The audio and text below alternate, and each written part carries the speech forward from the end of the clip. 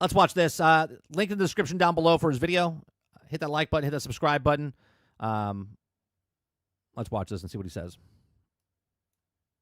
You've heard about Bungie's newest game, Marathon. You probably don't want to watch a 2-hour Vidoc or 20 different YouTube videos to figure out if you love it, if you hate it, or you just don't care. To be quite honest with you, I'm still wrapping my head around yesterday's reveal. But today's video is a collection of everything we have learned about. And I like that. Thank you, Aztecross, for doing that, because I was like, I didn't watch it live on Saturday because I didn't care. And then I started watching a video, and I was like, I don't want to watch this one, and then watch another one, and then watch another one. So I just waited. I watched bits and pieces a little bit here and there. I was just like, I'm gonna wait, and here he is. He made it yesterday, so.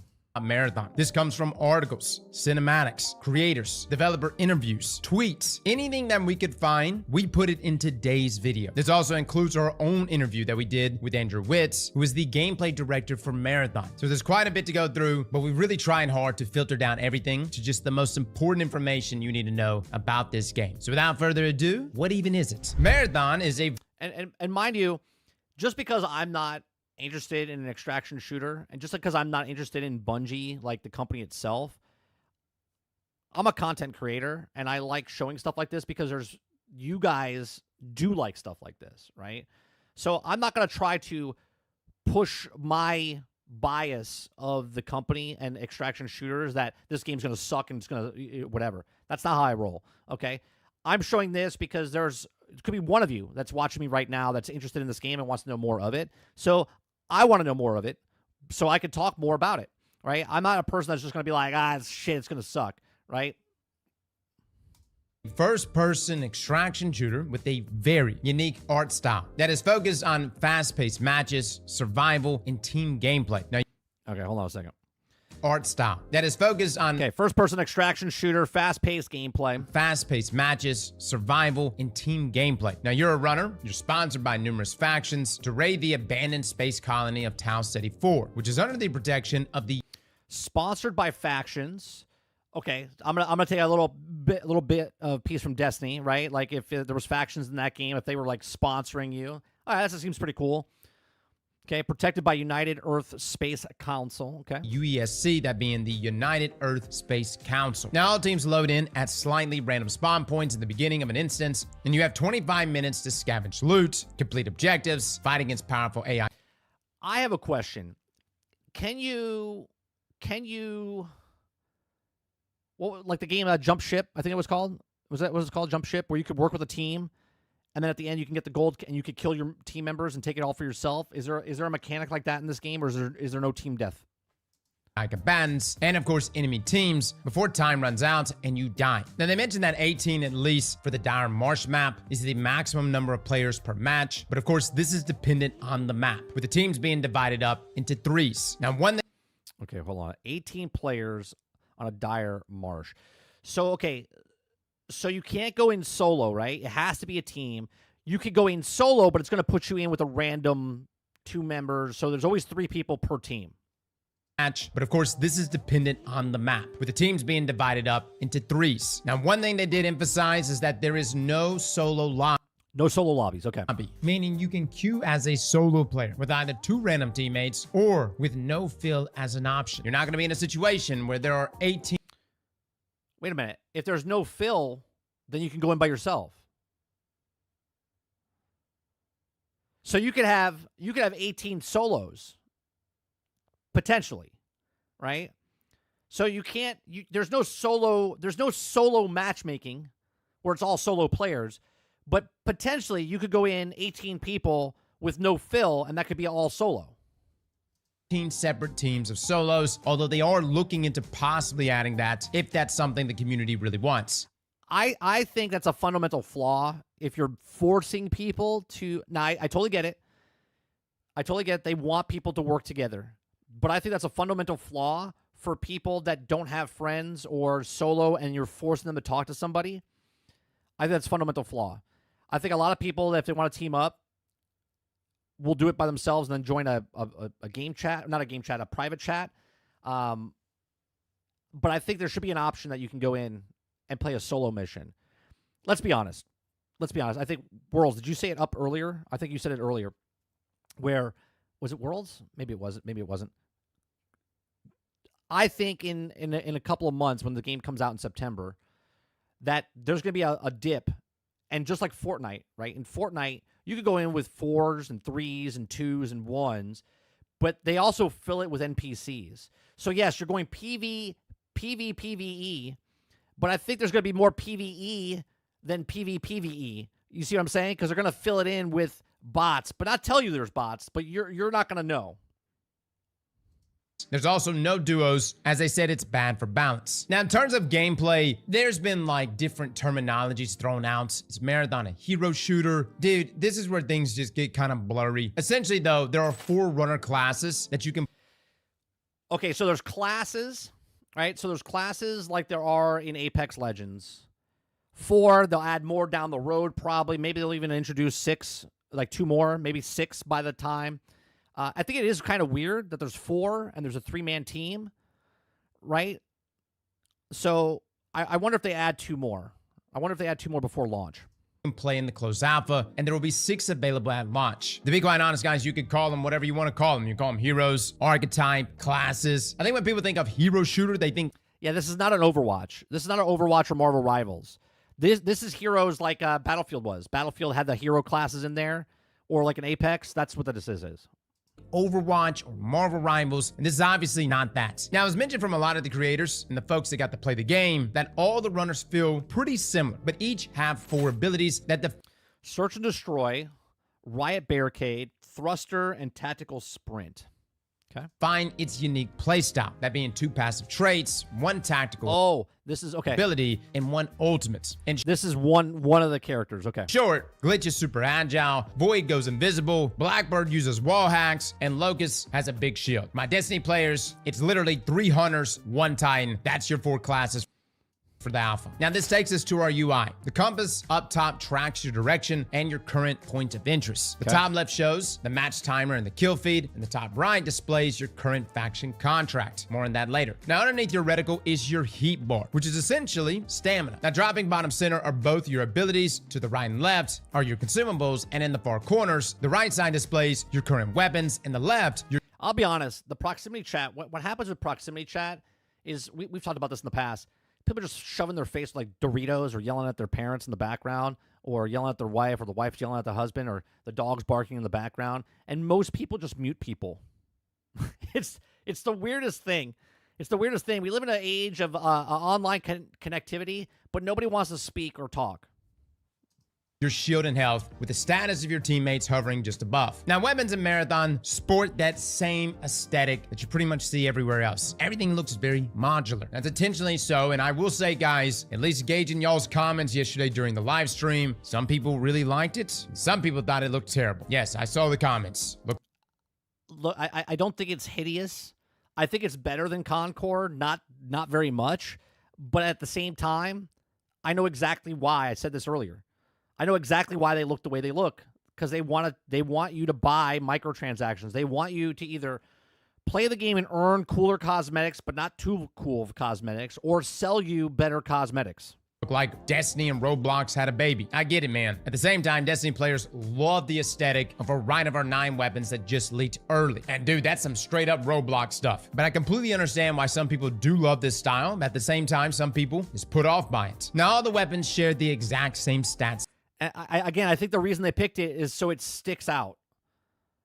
What do you do to differentiate yourself from other games that are the exact same? They're in competition with each other, right? Like think about this, right? Let's talk about the YouTube channel, okay? People that have morning shows and talks like this do pretty much the same layout, right? And if we all have the same layout, then you got to do something different to differentiate yourself from it. If it's putting sound bites in, if it's putting songs in, you have to have your own style to the thing. That's what they're doing here, right? They're taking this style, if you like it or not, it's something that sticks out in your brain, right? Minecraft, a lot of people don't like Minecraft or Roblox, but when you say Roblox, you can picture what Roblox looks like. You could picture what Minecraft looks like. When you say Marathon, you're like, oh, is that game? Like, it automatically, it's only 2 days old, sticks inside your head. System. Shotguns are short range, snipers are long range. The effective range is clearly visible in meters. Nate Dizzle says, I'll play it if it's PvE mode. There is no PvE mode. It's only PvP, PvPvE mode. and the same is true for reload speed and so on. Now you can modify your weapons in this game. Each weapon has 4 slots for a sight, barrel, magazine, and mod, but it was mentioned that none of the mods would alter. All right, hold on a second.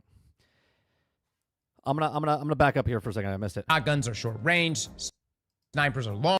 Okay. The loot system. Okay. In this game, this is why I don't like extractions. I've said it in the beginning. I'm going to say it again, just in case you missed it from the beginning. The reason I don't like a extraction shooter is because it doesn't respect my time. Now, if you're a person that's younger, never played games like this, and you're like, oh, this is so cool. I totally get it.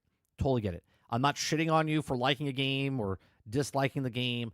The reason I, myself, don't like games like this is I don't even like games where you level up every 5 seconds and you lose the gear. Like you find a good piece of gear, but then 3 seconds later you're leveling up and then this gear is obsolete type of thing. In this game, it's that you want your loot. You want to use the best loot to give you the best chance to get out. But then once you get out, you don't want to bring that loot back in because you don't want to lose that loot. Right? And then at the end of the whole season, you lose everything. So everything I grab, the coolest gun, the greatest grenade, the coolest bits and pieces, I lose it all at the end of the season. Long range, the effective range is clearly visible in meters, and the same is true for reload speed and so on. Now you can modify your weapons in this game. Each weapon has 4 slots for a sight, barrel, magazine, and mod. I'm going to say also the look of it is not complete yet, right? They still have time to beautify it.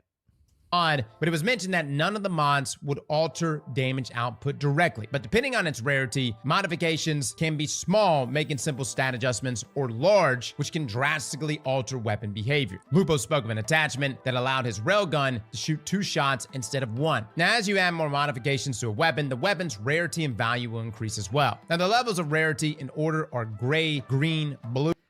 Look, I totally get it. Like if you're a if you're a Shroud or a Lupo, and the reason I bring this up because we know who they are. It's just an example, okay?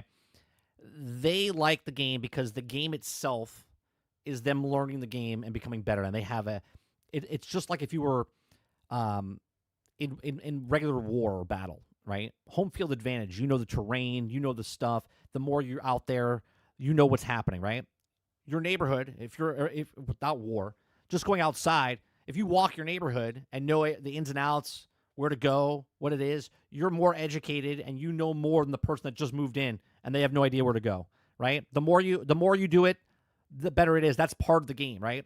Just like blueprints we were talking about. The more you play it, the more you know about the rooms, the more stuff it is. Blue, purple, and then gold. Now, once a mod is applied to a weapon, get this, it cannot be removed. Now, they stated this may change in the future, but as of right now, you cannot unsqueeze the toothpaste, so to speak. Wait a minute. What did he say there?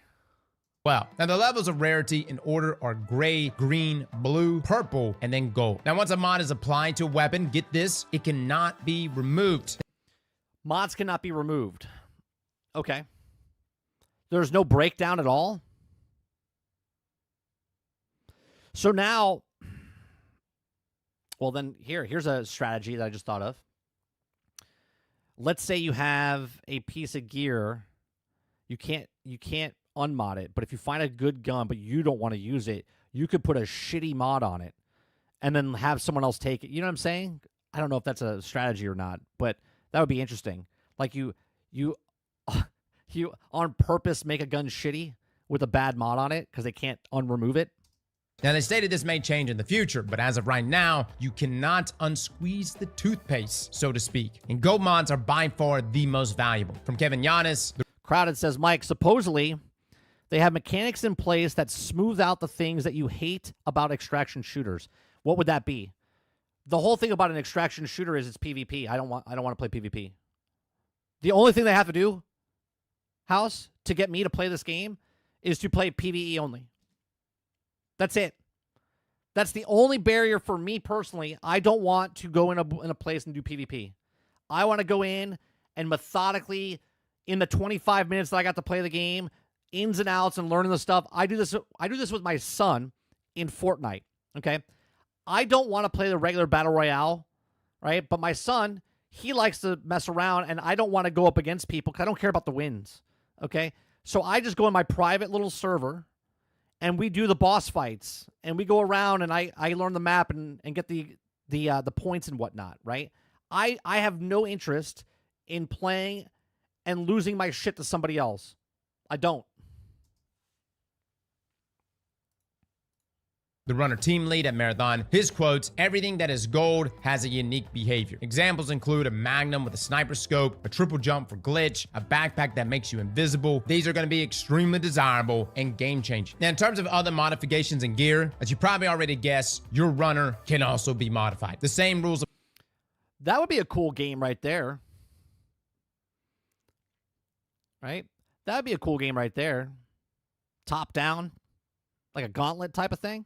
Apply. Green is garbage, gold is great. You can outfit your runner with up to 2 cores that passively augment your abilities, or 3 implants that upgrade stats, and at the highest tiers, introduce more unique behaviors. Now, the gear you'll find throughout the world includes consumables that will either grant buffs or cleanse debuffs, as well as grenades, ammo, shields, and backpacks. Now, this takes us to factions. Bungie's simplest method. I wonder, and again, I don't know, in the extraction, and does anybody here play extractions a lot? Because I have a question for people that play extractions. Is it a roll the dice? So let's say I drop in or I get put in and there's a hangar. And in this hangar, there's a box or a crate that you open up, or maybe the hangar itself has certain things in it. Is it random every single time? Okay? Or is it like, is there a chance for the shotgun to appear there? Or is there a chance that the buff is there? Like, that's the only place it appears. Or is it a random roll every single time? Crowd says you can buy your shit back by playing the game a lot, completing missions, and upgrades your faction. Okay. Roll the dice. So all the loot gets mixed up all the time, so it's not the same spot. So if I found a good shotgun in the hangar, if I go back to the hangar, it's not going to be there all the time or a percentage of the time. It's just random. Okay. Method to accomplish semi-permanent character progression is through their faction system. Now, there are 6 total factions that you can interact with in the interface, where you can go to each one and pick up contracts to complete. Now, when you complete contracts, it grants faction reputation, unlocking. So the contracts is like Fortnite, where you drop in, and yes, you're doing the battle royale aspect of it, but you have to go kill this boss, or you got to go find this thing, or you got to go kill this guy, right? Like, whatever it is. So they're keeping you interested. Okay, so they're doing the exact same thing as Fortnite does in the battle royale, but in extraction. And I think Warzone does that, and I believe Showdown Hunt does that. Hunt Showdown does it as well. Skill progression trees that are unique to that faction. Now, these skills, once unlocked, persist between matches and cannot be lost by felon and exfil, that being an I wonder if there's tons and tons of these things to do, or it's like once you do one, it's like the same thing, sort of like what we used to do in Destiny. You get the missions, the dailies, the weeklies, and you'd be like, oh, it's that strike. I gotta go do that strike. Oh, I gotta do this cave over here. Right? Is it like 50 things, and then once you play, I don't know, 20 hours, you've done them all, and then it's just rinse and repeat, or they're gonna keep adding kind of new ones inside there. Extraction. Now, in the alpha build, these upgrades should benefit consistent players the most, since it seems contracts currently refresh daily. But get this, you can only hold one at a time, which for a Destiny player, that sucks. Like a right, House. That's what I was thinking. Right. So like if the hangar, there's a better percentage for the shotgun to show up there than anywhere else. Imagine only being, and you wouldn't know that until playing a bunch of times, knowing. To do one bounty at a time. We love overlapping things, and I'm really not sure why they are only making it to where you can only do one at a time. At least make it like. Here's the thing, I see a problem, right? If I have a mission, I'm part of a faction, you're part of a different faction, and the third buy is on a completely different faction. Now you're playing together, right? Now you have the exact same problem you had in Destiny when you're doing strikes, or if you're doing just dungeons or whatnot, right? You're all playing the game together, but you're all playing a separate game, right? Because you have your personal mission that you have to go across the map to go do. Now, you could ask your friends to go with you to help you to do that, and then you go to theirs and so on and so forth. Or you just kind of rogue agent type of thing where you go do your own thing, they go do their own thing. So you're in the game together because you're forced to be together, but you're separate because you're trying to get your mission's accomplished. I see that as a problem.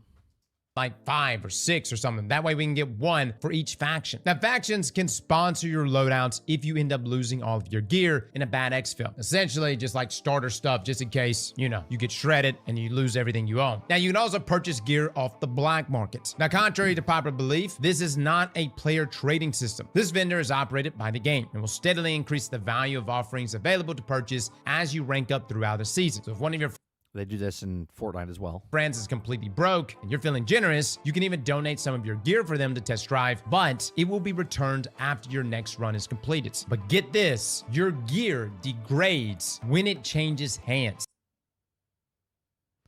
The gear degrades when changing hands. So if I have a purple, when I give it to you, it's a blue? Is that the way I understand that? Just by exchanging hands, it's going to be degraded? And I'm not really sure if this applies to donating your gear for your teammates to test drive, but this was a complaint brought up by a lot of other creators that played. As I said, they would kill someone who has gear with some gold mods on it, and then when they go to pick it up, because it's like on the final 10%, it would fully degrade and break down. Now, no lie, guys. That's weird. I don't know if that's a good mechanic. Like, what's the point of that? Right? If I kill somebody, right? If it's PvP and I kill you, and now I pick up your gear, but now it degrades when I pick it up, why? Guys, that's an interesting system. Scarab talked about this in more depth in his podcast yesterday. I don't know how I feel about it. It doesn't sound like the gear degrades over time or with usage, but instead degrades simply for changing hands. And I'm trying to understand like the purpose of this. Like maybe you're in a situation where you're like, yo, I've got my best tier loot, but it's at 10%. I might as well risk it because yes, if I die, I lose it, but at the same time, no one else can get it. Maybe there's some... Yeah, but how would microtransactions do that, Travis? Cosmetics would be just, or microtransactions would just be cosmetic. It wouldn't be anything else than that. They better not put a microtransaction to give you an advantage over anything. That would kill the game instantaneously. All their microtransactions would be cosmetic and cosmetic only. You would hope. There's no way I see them doing it where they give you an advantage in a PvP game like that. Some value in that. If I have any extraction shooter players in here, perhaps you can let me know. However, I do believe it was also mentioned. Arga says even if you go in solo with no fill, you're still technically on a 3-man team. You'll be alone. But everyone else is also didn't do no fill. It'll still be a 3-man team, so there is no easy going in alone two. Gotcha. That when an item does break, it drops money instead. Question is what is considered fair value? Is that tied to the black market? I don't know. It's an interesting thing though. Now this takes us to the rest of the loot in the game. Some POIs contain more types of loot than others. Now you cannot protect any of the loot. Andrew brought this up yesterday. There's no lock. Oh, you're thinking, Sarge, you're thinking 100% there'll be a buff that stops degradation. So you're saying you think the microtransaction will be sold something where it stops the degradation of the actual thing when you pick it up. Interesting. Box, no secure box. When you die and you lose everything. But he did emphasize that team play is the most important factor here. It was mentioned in our interview that if one of your teammates escapes with the loot that you guys are trying to get out with, it will be shared upon successfully extracting. Now, we didn't really get into this. I don't think you're thinking of the same respect of time, Eclipse. When I'm saying it doesn't respect your time, is at the end of the season, it's deleting everything. Right? So if I go in and play 1,000 matches, at the end of the season, I lose everything. Right? So all the matches I did, all the stuff I did, sure, I might be getting some cosmetics or whatever. But if you have no interest in the cosmetics and I lose the gun that I got on match 75 and the 10th week of the 11th week, and then all of a sudden 1 week later I lose that is not respecting my time.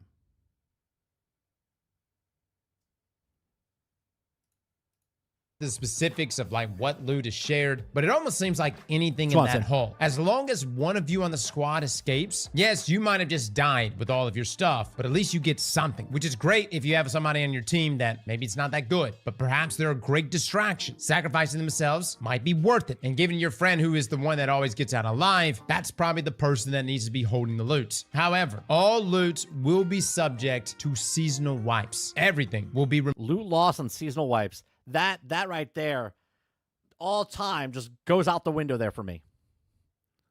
If you're a person that's brand new and stuff, or you like this type of stuff, cool.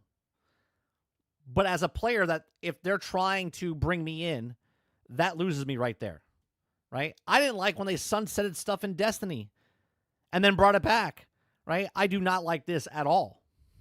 But I guess this makes it where if weapons are OP this season, that they change it next season.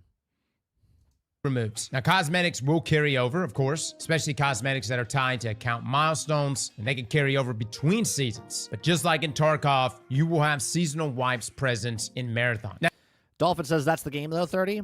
Going in and hoarding guns in your vault so you can afford to lose them. The problem that when I played the small extraction game years ago that I played, okay, is that when you play the game and you bring the stuff out, right? Like I played Vulgar, right? Is that what it was called? Vulgar? Is that what it was called? And then I played a little bit of Hunt Showdown, okay? And I played other DZ type of extraction type of stuff. You want to bring your good stuff in, but you also don't want to lose your stuff. So you keep it in your vault to only bring it in when you feel like that's what you're going to do, okay? But you're getting gear, so if you lose it, then you lose your best gear. Then you have to start from scratch again. To me, that's not respecting my time. Right? That's a high risk, high reward type of thing. And if I'm a casual gamer, right? If I'm a casual gamer, Dolphin, I only have, I don't know, 2 hours a week to play, and matches are 25 minutes, and I go 24 minutes into that match, and all of a sudden I find the thing, I extract, okay? Then the very next match I go in, and 3 minutes in I die. I'm done. I'll be like, well, that sucks. Now, each new season will usher in shifts in the sandbox alongside other updates to gameplay. And they mentioned story points. Not really sure how story is going to be delivered here, but there is. Right, but that's another problem, right? The more you play, right? The issue is if you never extract good shit, you'll never get ahead. That's not fun. Well, even if you extract the shit, right? Even if you extract the shit, and then I lose it right away afterwards, it's gone anyway. So I could have taken 24 minutes to search the whole entire map. I finally find something that's good, okay? I extract it the first time. Now I have the gun. Well, I want to use the gun, right? So now I use the gun. I'm inside the actual game. I go in, and all of a sudden I come across, and I get killed because now I'm going up against a much better player than me, just skill gap, okay? So now a person's in the game, even if they have a shittier weapon than me, but they're a better gamer than me, they kill me, take my shit, right? There's no difference of this and going to Sea of Thieves, undigging all the treasure, putting the treasure on your boat, and then trying to extract to get back to base, and I lose all my shit, right? That's where people are like, no, I'm good. I'm good, right? If there's some sort of system, and maybe there is, maybe I haven't got to that point yet, if there's some sort of system in there where it's a battle pass or something, and I unlock something where my starting weapon is somewhat better than the mediocre weapon I started with, but in the season pass, let's say I get to level 25, and all of a sudden my starting weapon's a blue weapon all the time, cool. Do you know what I mean? Some sort of progression. I don't know what they're doing, but going to be seasonal storytelling, which takes us to the lore. If you're a fan of the original games, you know that Marathon is very lore rich. Dude, that cinematic trailer that dropped, hot damn. That was probably the highlight of yesterday's stream. However, I was extremely surprised when watching Skillup's review that Marathon's seasonal narrative is not written yet. Supposedly, the story framework. See, now the seasonal narrative, this is the same thing that happened with like Concord or even Destiny, right? It's slowly telling the story through in-game stuff. The people that were playing Destiny that liked the PvE, I don't know if this is going to be a selling point for them. I'm not saying it sucks. I'm just saying that I don't know if this is a selling point for those people that think, oh, I'll try extraction. Maybe the story will be good. But it's like meal piecing the story together. I don't know. That's a tough decision as well. Is in place, but the narrative team still has much more to build, which is concerning. Right, Quintar. Remember, Remember the wiggle. Remember the wiggle. Okay? This is before people cheat. You don't want to start this a mere 4 months away, 5 months away from launch. And I know I got some PvP players that are like, Cross, I don't care about story. I just want to click heads and get loot. But you got to understand, guys, there is... Crowded says, Mike, there is exactly that. It's called upgrading your faction for faction packages. Okay, so that means, I put in 20 hours, and at the 20-hour mark, I got to a certain level of the factions, and because I got to the certain faction, my starting weapon is now a green instead of a white. Is a deep fan base for this game, and they do care. They care a lot. Now, this takes us to PvE. The AI enemies in this game are no joke. I talked about this in my own review. Not much has really changed from the pre-alpha game build that I played to what was shown by many other streamers who played the alpha just last week. AI enemies in this game have to be respected. UESC combatants, exploding alien ticks, those are going to be present in the alpha, and they must be engaged with or they will wreck you. And when I say wreck you, they will team wipe you. Certain enemies can go invisible. Some of them can clone themselves, and some can just suck the life out of you. I will say my time with Marathon, that was the thing that caught me off guard the most. I was expecting to just run in there, one tap a few AI, grab my items, and mainly just be concerned with other enemy players. But engagements never went like AI combatants are extremely threatening. See, I like that. I like that. When we played the DZ a little bit in Call of Duty last year, that we didn't play this year, we played last year's version, I kind of liked it, but it didn't hook me. It didn't hook me. that. Matter of fact, if you had a team in front of you, but then you had an AI team next to you, be very careful engaging the enemy team in front of you, because that AI team may wipe the both of you. And I know there's a balance here that Bungie's trying to find, and even the build that I played, Bungie had stated that they nerfed enemy AI, so what I thought was hard was actually easier than what other people have been playing up against. But it is interesting that Bungie has made enemy AI in this game so challenging. Now, on the topic of proximity chat, as of this moment, Marathon does not have it. In an interview with game director Joe Ziegler, he states the Marathon team is not against adding proximity chats, but they want to create a safe environment for players. You know, I understand what the factions are going to have. We actually talked about this house back in Destiny days, right? When me and Sarge first made GXG, right? We talked about how different guns could do different things, and it would be cool if you could have faction wars inside of Destiny, where I could go up. They sort of did this in Destiny 1, where you could earn certain faction gear from the factions, you know what I'm saying? Like, we talked about that type of stuff, and now they've actually added it to this, which is pretty cool. Before they implement it in game. Now, as you can imagine, there are many players that are upset about this feature not being already implemented, as proxy chat is already a staple in other extracted shooters like Escape from Tarkov. So I can completely understand why people are let down by this. And look, I wish people could behave when it comes to voice chat, but it's just impossible, man. At the same time, some of my most memorable moments are post-Warzone games when we're literally getting pulled out. And dude, the things that are said within that 20 to 30 second time frame. Oh my God. I'm talking about the most profane things I've ever heard in my life. But at the same time, it also makes some of the solution to toxic behavior of people saying shit on a microphone, it's as simple as this. You mute. You mute. It's like a remote control for a television set, right? Like, everyone wants to like change the channel by like waving their hand or saying like change channel, robot change channel, hear my voice, change channel. But the easiest thing ever is just using your thumb to type in the button, right? If you don't like people talking shit to you, okay, in any game, okay, is that you literally just mute them. In real life, when someone's saying shit you don't want to do or hear, you do this. Ready? Watch. It's simple. You just walk away. You just walk away, okay? It's even simpler online. You just, done. Muted, done. the most memorable moments. Where would I be without ooh woo, I'm coming? Ooh woo, I'm coming! Look, when we played Starship Troopers, which is a PvE game, by the way, the amount of shit talking that was and people being so stupid when we were playing the game was phenomenal. Was great.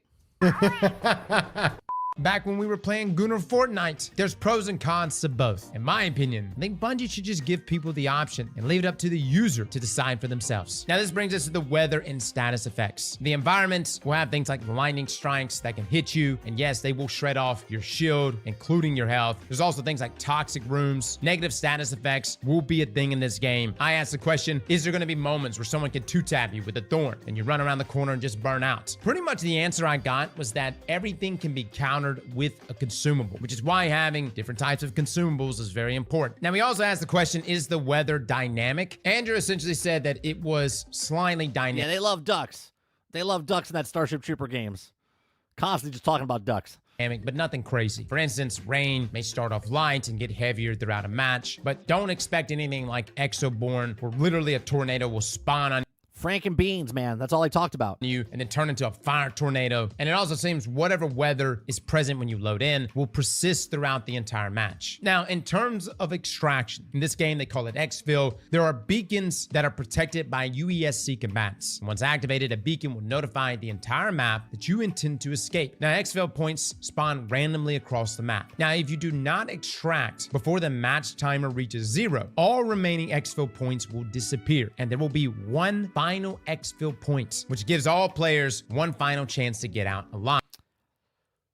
So they have, and I don't know how many. Let's say there's like 4 points on the map where you have to extract, right? If you miss that at the end of 25 minutes, there's one extraction point, so everyone merges on the last point and then extracts. Here's the thing. What about if everyone just says, hey, don't shoot, and we all extract and get our stuff? What if this game turns into what Fallout was supposed to be, where everyone in Fallout 76 to fight, but nobody wanted to fight. They're all like, we're just going to extract, and everyone just extracted. Which means if there are multiple teams, that last exfil point is going to be extremely chaotic. Now, it was also mentioned that it's not over until every member of your team is dead. Even if one player is left alive, your that's just like any other one. Allies can still be revived and brought back into the fight. Now, in terms of maps, the alpha will have just the one map we can play, that being the Dire Marsh. However, there are 2 other maps that we know about currently in development. This is the perfect minimal viable product for any company, and I'm not making fun of it. This is the perfect game for a company, right? A battle royale and an extraction are perfect. 1 map, 2 maps, 3 maps, minimal, right? Make your own stories as you play the game. Like, tell your stories. Like, this one time I was doing this in the game. They make it where you're going for the exact same stuff over and over. It's a perfect game. One being the perimeter, which is an excavation site with lots of wiggle, tunnels. Wiggle the other being the Marathon ship, which is supposed to be. If you do this, everybody does this. They're like, all right, everyone's cool. No one's gonna kill each other. We're all extracting. Full of secret puzzles. Now, this was information provided by other creators who played the alpha recently. I have not played the perimeter. I did play the Marathon ship. And what I'm assuming is that we're probably going to have like the Dire Marsh as the first map for the alpha. And then if we have like an open beta, I wouldn't be surprised if the Marathon ship is the main map for the beta, which, let me just say, the Marathon ship was my favorite map and actually changed my experience for Marathon overall. Now, reports suggest there's a 4th map, which is also planned to release soon after Marathon's launch. Now, this takes us to ranked play. There will be a ranked mode at launch. Matchmaking parameters have not been specified on this, but unranked lobbies will not use any skill-based matchmaking. Now, there will only be systems in place to ensure new players don't instantly match against pro. New players won't match pros. Okay, but how long does that last for? That's just the first match. That's just the first match. New players won't match with pros. How long is a new player not going to match? Do you know what I mean? Runners. Now, I would love to tell you exactly how Bungie is going to handle mouse and keyboard and controller crossplay, but some sources say there's crossplay? Yeah, good luck with that. Good luck, console players. Accommodations will be made for fair and balanced gameplay, while others say that matchmaking will be separate. Perhaps both are true. Perhaps it's still something Bungie's trying to figure out, and I wouldn't be surprised if we see a number of pivots from now until launch. Now, this takes us to security. According to Bungie's latest swap, anti-cheat has been upgraded for the Tiger engine. So Marathon, at least, it is the Tiger engine. So it's the same engine. It's just an upgraded engine. In theory, should have more safeguards in place to protect players against cheaters since it's running on a dedicated server and not peer-to-peer connections like in Destiny. Now, this means Bungie will use tactics like fog. Yeah, because think about that, Akuta Papa. So, okay, so here's the thing. If you play on day one, everyone's in on day one. Everyone's doing the same matches. Let's say you're like 10, 15 games in now, okay? You're 10, 15 games in, and now you're considered a expert. Now a new person comes in. You have 15 games on them. They're brand new. They don't get put into this pool. Now all of a sudden it's game 5. Okay, now they're tossing to these guys, which now have 25 games, and you're gonna get murdered. And you're gonna be like, so like the insert into the regular pool is probably after 2 hours, right? Because if you want your money back, you got to get 2 hours or less. 25-hour matches or 25-minute matches. So you could get four matches in. You get that 5th match in if you last all the way to the end, and that's basically your 2-hour window of war to try and hide player information when it's not required by other clients. Now, this does not mean that Marathon has solved cheating. They aren't even using systems that operate at a kernel level. I know some people are like, thank God, I don't want Bungie spying on me, as if you don't already. Who's worried about that? Look, if you're playing video games online, okay, and you're signed up and connecting your one account to the other account to this account, look, they're already got you, buddy. Already have devices right now that know everything you do. What I hope this does mean, though, is that it will be harder to cheat inside of Marathon. What game has no cheaters? I know he said harder to cheat, because that's the funny thing. You're going to get cheaters. But do we have gone down this road before? Cheaters find ways. One thing I have liked here Gamer's going to game. recently, though, is the stance that Bungie has taken inside of Destiny, where people would get automatically banned without having to manually process whether or not that person was cheating. If you're rocking a 20.0 KD ratio with 99% accuracy, that's us, and therefore should be automatically banned. On the front of cheating, though, guys, I will say we have experienced arguably the worst cheating ever inside of Destiny. Luckily, it has gotten a lot better. Wait, there's cheating in Destiny for PvP? How bad do you have to be to cheat in Destiny? But I suspect Marathon's going to have its problems too. Now, this brings us to monetization. Bungie's been very quiet about the monetization for Marathon. Now, based on reports, you know, when they're quiet, you know something's brewing.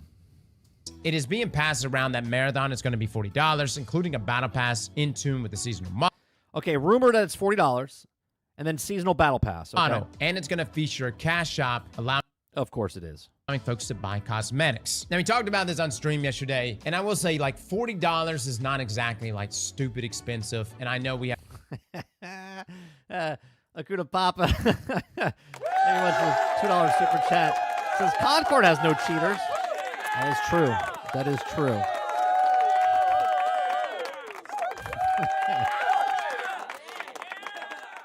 You have things like Delta, which is free. You know, I've paid for Hunt Showdown. You've got Tarkov out there, which has got like a $250 edition. There are pros and cons to charging money. Pro, it serves as a paywall against cheaters. Con, it limits the amount of...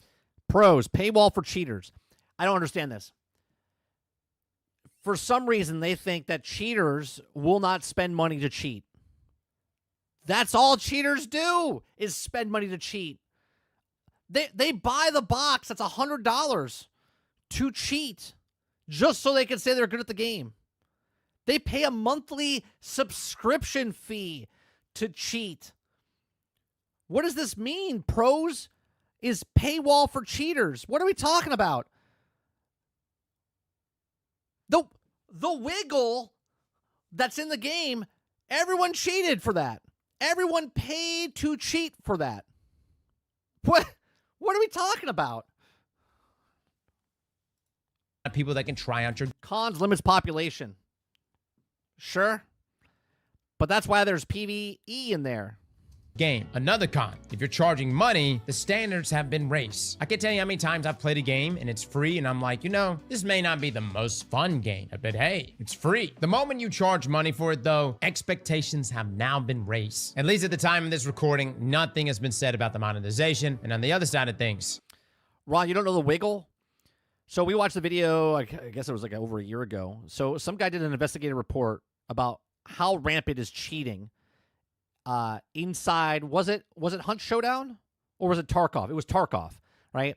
So there was a video that the guy made where he said everyone said there's cheaters inside of Tarkov, and he said I wanted to see myself, right? So he went into the game and he paid for the cheat. Okay, he paid for the cheat, went into Tarkov, and started noticing that people would do this little wiggle, right? So he saw the wiggle happening and was like, wait a minute, what is that? So then he did the wiggle. And when he did the wiggle, the other guy did the wiggle. The only way you can see them wiggling through the map, because you'll see their exoskeleton because they're cheating, because they can see through walls, okay? Once he did the wiggle, the other person did the wiggle. So he knew that he had the cheat, and he knew that he had the cheat, okay? Well, then he started going more into this, and he did this in every match. He would do a wiggle, and then he would see someone else do the wiggle, okay? And every single match that he was in, he found someone with the cheat. He said, how many people are cheating in this game? Majority of the people were cheating in the game, right? Because now it was a game of if you did the wiggle and someone else did the wiggle and there was only two of you on the map, you would never come at each other because you knew each of you were cheating, okay? So you would go after everybody else and then extract. And you know that this person, so you're making like an agreement with them, right? Because you know where they know where you are, so you're not going to go after each other because you're both cheating. Pre-orders have not opened, which was very surprising. I was expecting after yesterday's gameplay reveal that Bungie was going to roll out and be like, boom, you could pre-order now, which is what they've always done. House says Bungie claims that they have auto-detect feature too. Anyone who's breaking the rules of the game an obvious way will be auto-banned. You know, if I was a person that told you that don't come rob me, I have a gun. Don't come near my house, I have cameras. Okay? I mean, I can say that, but you could call my bluff. I could have a gun. I could have cameras. You're not going to know until you get busted, right? So, of course, they're going to say, yeah, our cheating methods are much better now. When it came to Destiny stuff. But that was not the case here with Marathon, which brings us to our release dates. Right now, it is scheduled to release on September 23rd. So this is coming out the same day as Borderlands 4. Two completely different player bases here, right? You have the story-based single co-op game of Borderlands, which is a looter, okay? And then you have a extraction shooter, which there's loot as well. Two different player bases. Now, you could say, and some of you have already, is Borderlands 4 in danger of this? Or are they really in competition? Yeah, all games are in competition, especially if you're coming out the exact same day and you're asking for $40. If Borderlands is asking for 70 or 80, and this is asking for 40, they can look at that and go, well, someone will pay 40 before they pay 80, unless you're a fan of Borderlands, and then you're going to pay 80, right? So is it gonna affect? I think more people, no matter what people think, there is more people playing single-player PvE game, co-op games, than there are people playing PvP games. This is not saying, because like World of Warcraft is a multiplayer game and there's PvP in it. There's millions of people playing, but there's not all playing PvP. You see what I'm saying? There are PvP games out there and PvE games like New World or any other MMO where there are people playing PvP, but the majority of people are playing PvE game modes, right? There are PvP modes like CSGO and stuff like that, but with all the games in the world that are PvP and all the games that are single player, there's more people playing PvE single player games than there are people playing PvP games, okay? It's close, but there's more, right? I think it's like a 57 to like 40, 43 or whatever it is, okay? More people play and more people are attracted to a PvE type of game. Why? Because most older gamers have very little time to play games. And the amount of people that want to play games, they want their time respected. So they're not going to jump into a game that they don't know if they're going to win or lose. Sure, if you have friends you want to play games with and you're just having fun, cool, jump on in. Call of Duty, Battlefield, whatever it is, Battle Royale, whatever one it is. What's going to make people leave the games they're already playing? If it's Call of Duty, if it's Fortnite, if it's Apex, if it's Showdown, if it's Tarkov, and come over to this particular game and play this. They'll try it out, but are they going to stick with it? Are they going to pay the $40 to to give it a shot when they're already playing a game that they've spent $40 on, or if they're playing free to play and they have $100 into it already?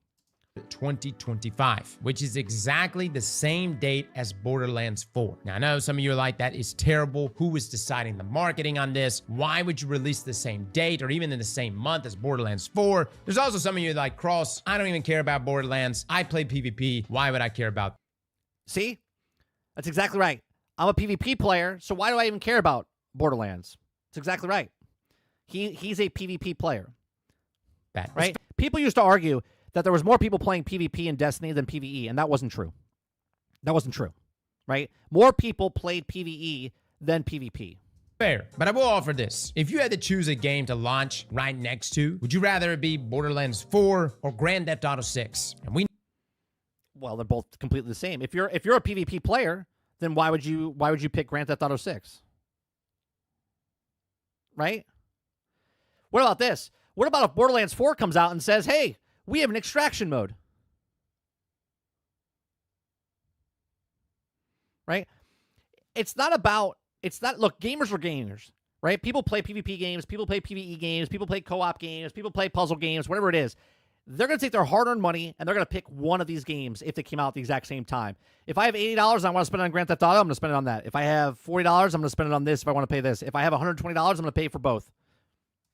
we know Grand Theft Auto 6 is supposed to be coming sometimes later this year. That's going to have a hell of a blast radius. The unfortunate thing about Borderlands 4, though, releasing the same date as Marathon, is that, yes, there is a lot of Destiny players that love Borderlands 4. So a lot of them are There's more people that played Destiny that were Borderlands fans than were just PvP fans. People like the story and they like the PvE elements of Borderlands, and that's why they like Destiny. probably going to opt for Borderlands and potentially hit Marathon another time. Now, the closed alpha arrives much sooner. Actually, April the 20th. Here's another thing. Borderlands is number 4. It's a series that's been around for decades. Marathon is brand new. So if you had money, what would you spend it on? The series that you know or the gamble? 23rd and will run until May the 4th. Now, it is completely locked down. There will be no streaming, no sharing. Yeah, sure. Sure. Yeah. Nope. Nobody was supposed to stream. What was the game that just recently came out? Oh, Battlefield. The next Battlefield. People signed NDAs and no streaming, no sharing, no recording, and that broke in about half a second. If you're outside of North America or under 18, Bungie hates you. I'm joking, but this is just for the first alpha. There will be more open play tests in the future, and hopefully, folks can. I'm sure nobody's going to sign up for this with a VPN to say they're in the States, get it from the outside the States, and then sign the NDA, but they're not part of the States, so it doesn't really matter because it's in the States. I'm sure nobody's going to do that. Stream it. Now, I'm not going to lie, guys. Having this be locked down, the no streaming, no sharing thing, good luck, Bungie. That shit's going to be all over the place. All over the place. That's 100% Aztecross. At least he knows, right? 100% is going to be out and all over the place. People are going to be posting up videos. Better turn into the skid.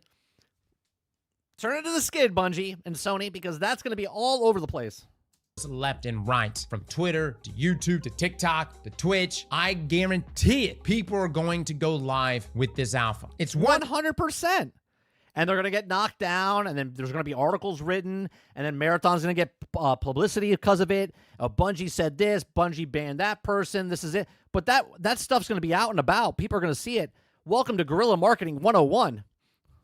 One thing to have like a closed play test of like a select few people, but when you have an alpha with thousands of people that are about to play your game, brother, things are gonna get out, man. So guys, that's all the information we have. We've combed through different interviews, different reviews, and I will say reviews right now on Marathon in its most recent alpha state have been mixed. Skillup, who I greatly admire in this community, has some negative things to say about it. And I'm not gonna lie to you guys, in my own playtime experience with it, there were some things that, yes, Marathon did really well at, but there was something missing. And at the time, I just thought, all right, maybe it's just the fact that this is a pre-alpha build. Perhaps I'm just a biased Destiny player, and I just need to remove myself from my Destiny chains. But with all games, guys, it really just comes down to, is it fun? Is it? Yeah, totally. It can be fun, but an extraction is a very, very niche community. Again, we showed the numbers earlier, okay? There's a lot of people playing extraction type of games. If it's Helldivers, if it's Lost One, Dungeon Diver, whatever the hell it's what is that called? Darkest Dungeon, right? No, not Darkest Dungeon. Dark and Darker, right? Dark and Darker, right? There's plenty of games. Hunt Showdown, Tarkov. There's all of these games out there. But that's the pool. That's the pool. Okay? Now, this game's coming in September. And is this pool going to be big enough to leave these games to go to this game? Or are they all of a sudden trying to go, like I said in the very beginning of this whole show, this podcast, are they trying to do with a broader audience? And people that are not playing Extractions right now are going to come in and try this. That's a big gamble. Addicting. And yes, there are some fun aspects to Marathon, but is it going to be fun enough for me to load up into season over season, especially after wipes, after deaths, after gear degrades? Is Marathon going to have the magic sauce that's really going to pull me in? We'll see. We'll be talking about this more tomorrow. We've got a few other videos we need to go through, a couple other opinion pieces to touch, but we'll be live going over that here very soon. Fellas and ladies. All right, hit the like button, hit the subscribe button for Aztecross if you're not already subscribed to him. The description down below, you can see his video.